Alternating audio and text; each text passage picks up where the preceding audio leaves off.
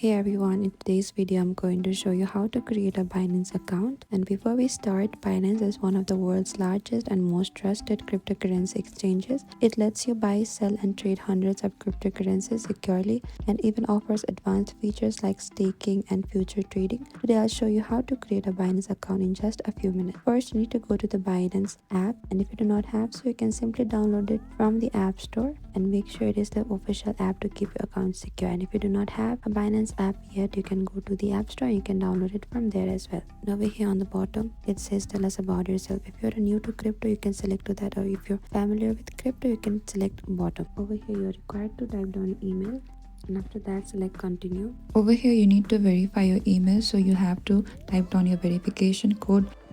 Over here from Gmail, select the verification code, and you are required to create a password and make sure the password is strong enough, and it should have 8 to 128 character, at least one number and at least one uppercase letter.